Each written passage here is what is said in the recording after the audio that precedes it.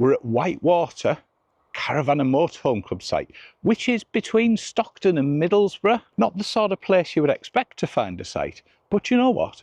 It's a really lovely site. It was opened in 1995. We've seen something that we thought had been moved to America. Let's go and check it out and see what we got up to. LeisureBit is the way to go with David, Rachel and Roxy. Let's hit the road and explore. We pick up our journey leaving the A66 in the direction of the Tees barrage. We head over the railway line, straight on at the roundabout, and then head over the Tees barrage. And take the right-hand turn.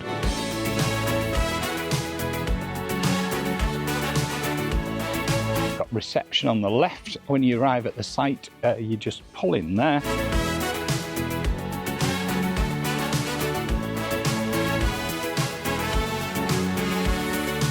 Round on the left, we've got the service pictures.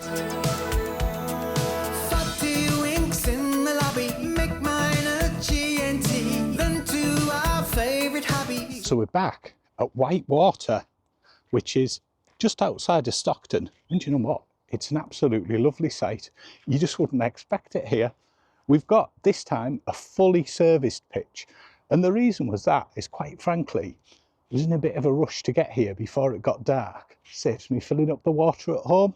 And it wasn't a bad price. It was under £35 for the night. It was £30 for a normal pitch with electric hookup. 35, just under £34 something. I'll put the exact number on the screen, which is the cost for one night on a fully serviced pitch. Give you a quick tour of the pitch. We've got the usual facilities we would expect on a Caravan and Motorhome Club site service pitch. We've got a 16 amp electrical hookup.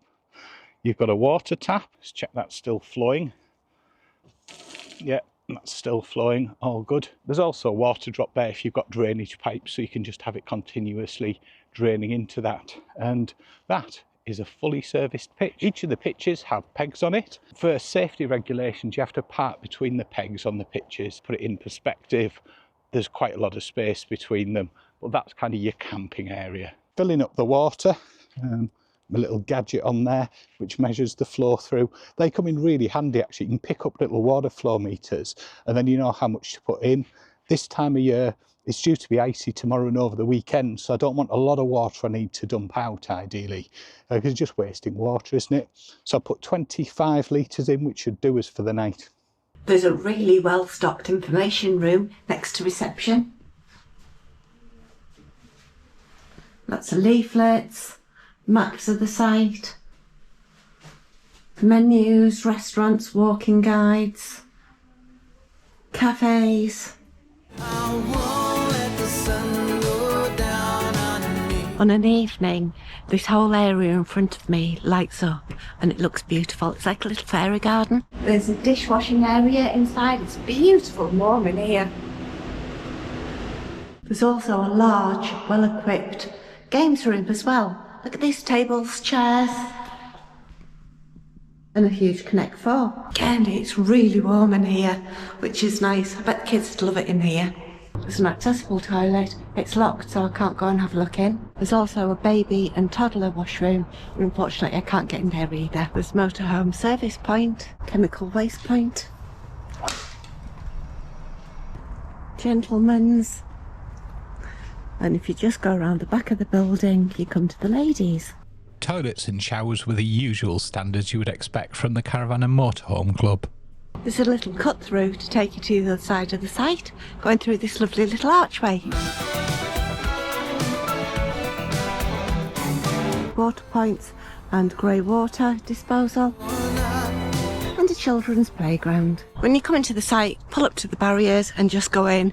You then get sent to choose your pitch and go back and collect the key for it. When you come out the site, if you just follow the little path, and then you've got a couple of different places you can go. There's a Premier Inn just in front of us. We're going to go there for some food later on, but we're going to go and take a little walk while it's still light, because Roxy knows it here. She used to come when she was a baby with the dad on a weekend. So she's pulling like a train. She knows exactly where she's going. Rox, where are you going? brilliant, this site. There are so many places that are just so close for you to go to. You can take so many different paths. It's right on the side of the Tees. There are otters in the Tees, especially down in this area. So if you're lucky, you'll be able to see some otters. But it's really, really beautiful. What you'll see now behind me is a pub called the Talpore. It's a Beefeater pub and it's now dog friendly. They did at one point stop accepting dogs in, but they've changed the policy and dogs are now able to go. It's a beautiful nature reserve. There's loads of ponds and wildlife there. It's really good. In the distance behind me, you might see lots of traffic going over a bridge. That's one of the main roads in the northeast, the A19. What's good though is from the site, you can't hear the traffic. You wouldn't think that you're in such an industrial area when you're on the site. I had a friend who once said, oh my God, what are you staying there for? And we showed them what it was like, we showed them photos, etc. And they're like, that's brilliant, we didn't realise. See? Sometimes you've got to look on your own doorstep. It is open all year round, which is really, really good for the winter months. There's supermarkets within walking distance and there's retail park close by. I think I found the only remaining snow in the northeast. Maybe let's go sledging tomorrow on that. You never know. Suddenly got very dark. We're off to the Talpore. Well, let's go and check it out and go and get some tea. Just wandering past reception now, the way out of the site. Still people arriving. There's a Premier Inn just next door as well, so if you ever want to meet up with friends or something who don't have a campervan, motorhome or caravan, fantastic place just next door. The paths are quite really slippy. Suppose it's what you expect for January, eh? It's, we're on January the 17th, 2025, and we're just approaching the pub. Here we are at the Talpore.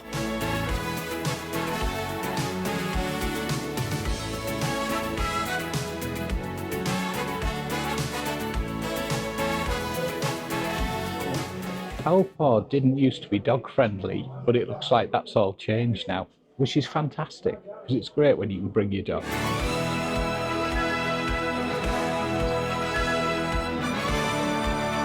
Cheers.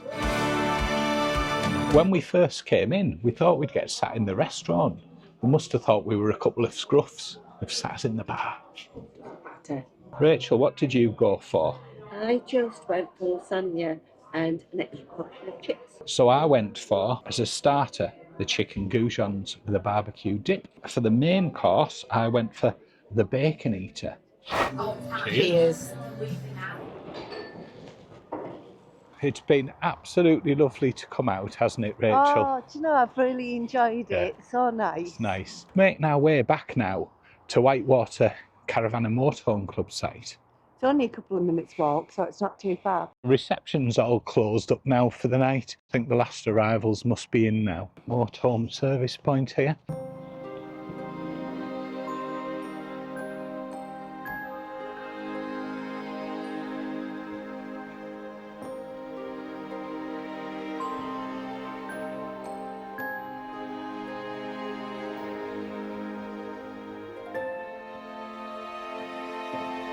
Wow, isn't that fantastic? Look at all the pretty lights.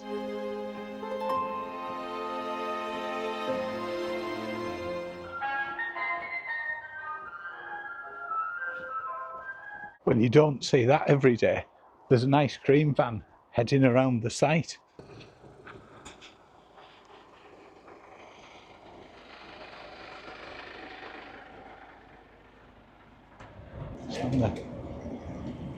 Brilliant. There we go. Ice cream. Don't anyone tell Rachel though, will you? What a brilliant idea.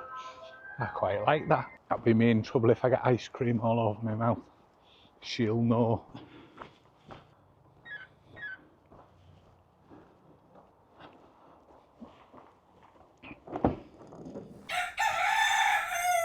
Good morning. It's Saturday morning.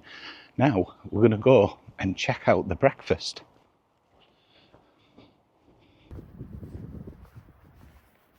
You don't normally have to book for breakfast, you can just turn up. And there's a choice of continental or cooked breakfast. We went for the cooked breakfasts.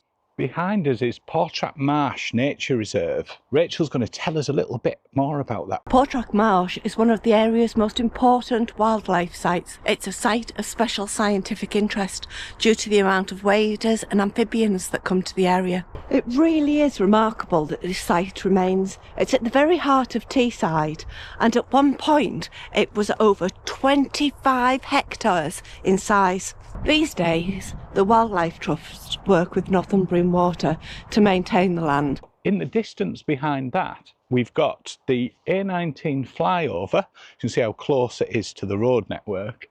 And then the Newport Bridge behind that. And then just further on in the distance, I don't know if you can just make it out, but we've seen something that we thought had been moved to America.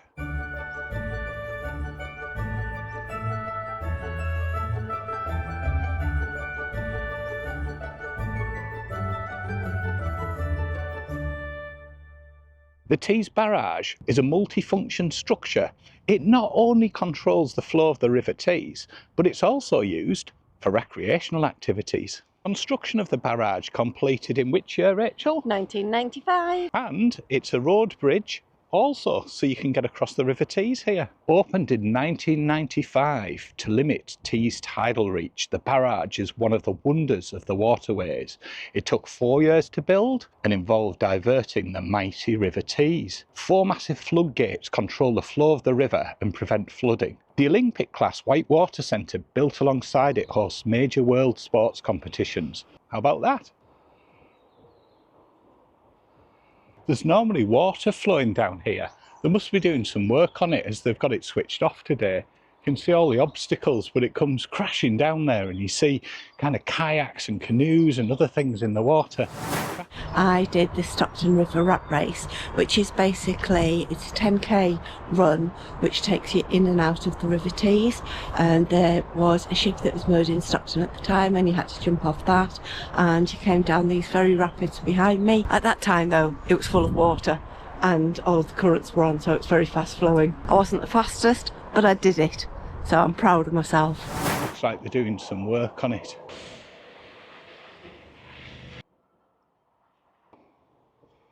Just over my shoulder is Air Trail Tees Barrage, and apparently it is the UK's biggest.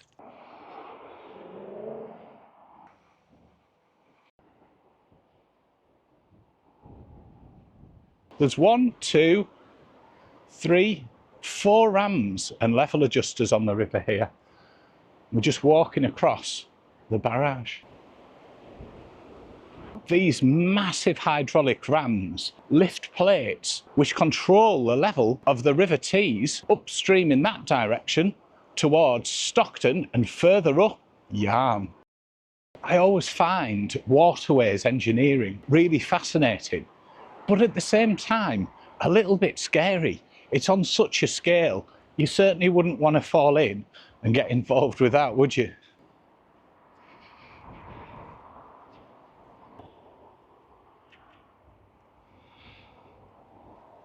So the bridge just here raises up and opens up for any traffic in the lock. So here we have the lock which separates the tidal part of the River Tees, which is that way beyond the barrage. Upstream this way, the level of the river is actually controlled by those rams and plates on the barrage. Fascinating. Grabbed a coffee there from Sam Seb. Definitely worth checking out if you're down here for sure. And grabbed a couple of pies for dinner. Not that we'll be ready for dinner anytime soon after the breakfast. A wander now.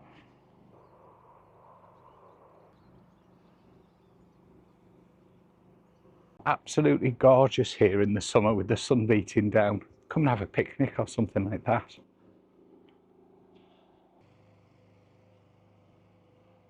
There's a lot of wood there. I assume that's come down the river and been fished out and just been chopped up there. Worth noting they're not allowing camper vans on this section, so you'd have to park the other side and walk around. There's a slipway down there, better watch as well. It is a bit slippy.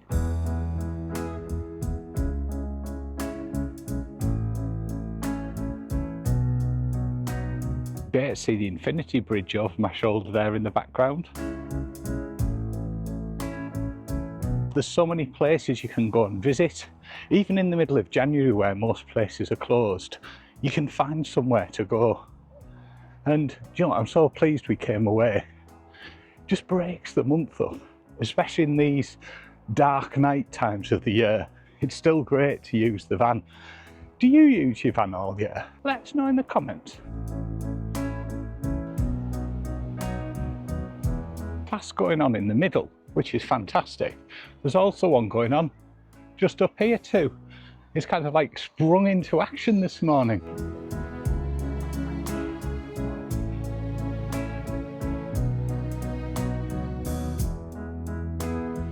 When you come out of the site, if you turn first left and come to the side of the Premier in the Talpore, you come to this path. We're going to follow this path to show you where you can get to and also see a bit more of the marshland as we go past. This is an easy accessible route that takes you to quite a lot of shops in the area, a hive of retail within walking distance. You don't get that on many sites and it really is quite an easy path and route to take. The white building that you can see in front of me is actually the side of Asda.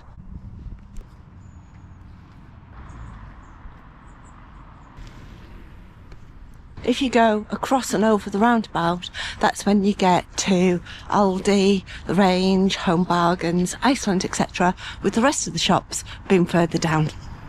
That's where. And then Portrack Lane goes just down there. As the site's on the Teesdale Way, you may be cycling the route, and what's great about this site is they've got free cycle lockers. Just ask at reception and they'll give you access to one. A few people have asked about the screen covers, and had we not put the screen cover on, we would be all misted up inside, but as you can see it's totally free of any form of mist because it is pretty cold this morning. It's only a couple of degrees now and we'd be all kind of steamed up there, but it stops the condensation forming on the windscreen, so I think they're well worth it. Obviously sometimes it's not applicable to do it, but where we go it's normally fine. It's absolutely fantastic in the summer as well to keep the heat down. So next we spotted an interesting bridge over in Middlesbrough, also known as the Transporter Bridge. But we watched on the TV many years ago that that bridge was sold, but we could see it. So we're going to go and check it out. Come with us.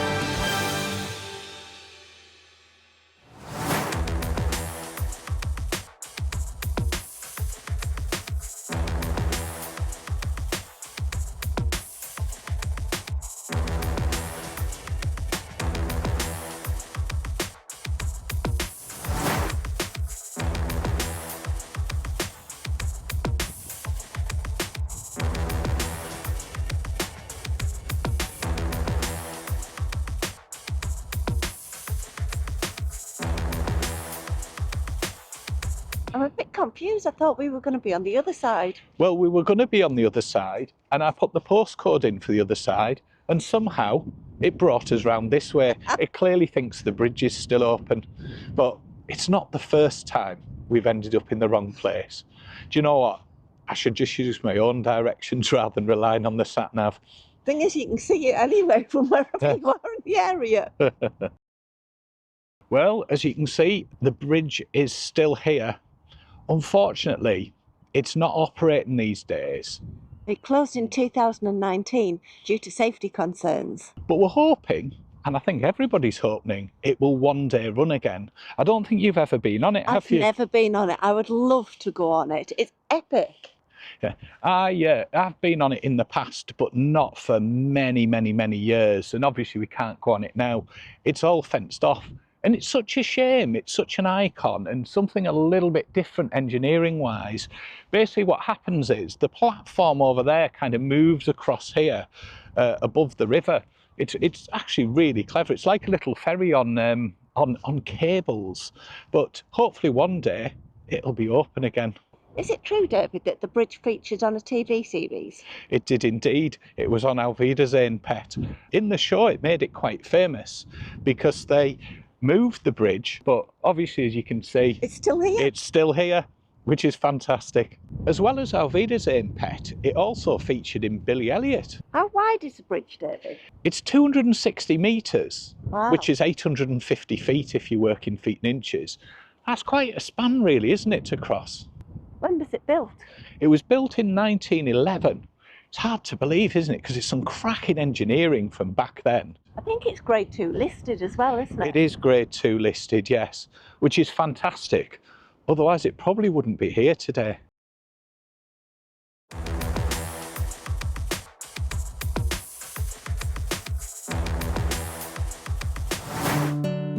We're now heading to Preston Park as I wanted to show you the Victorian street. Park the van in the car park there. It's relatively big space and just tucked over the grass a little bit there. If you've got a large vehicle, there are some bigger bays a little bit further down. Looks like there's work going on in various places. I used to come here when I was a young lad. A lot of it's very similar, but tell you something, the children's climbing facilities look well more advanced than they used to be. They were very basic back in my day. That's a shame. Where the aviary was, it looks like there's holes in the roof. If you're in the area, it's well worth stopping off and checking it out. It is free to park here, I believe.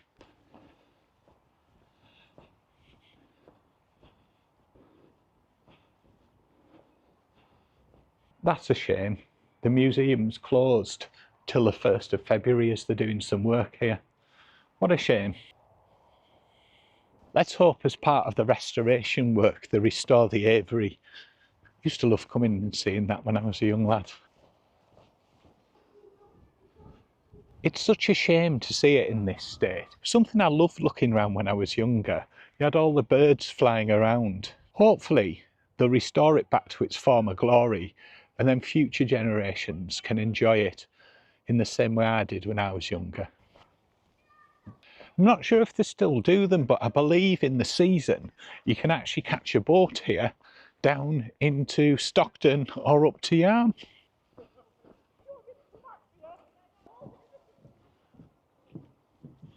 Popular here for fishing, as well as people going for a swim, especially in this weather when it's really cold. Tell you something, they're a lot braver than me. Handy markers as well on the trails around the park. Little bit of a failed mission there, but a good reason to come back in the future. There's also Butterfly World over there. Check out the website for the opening times.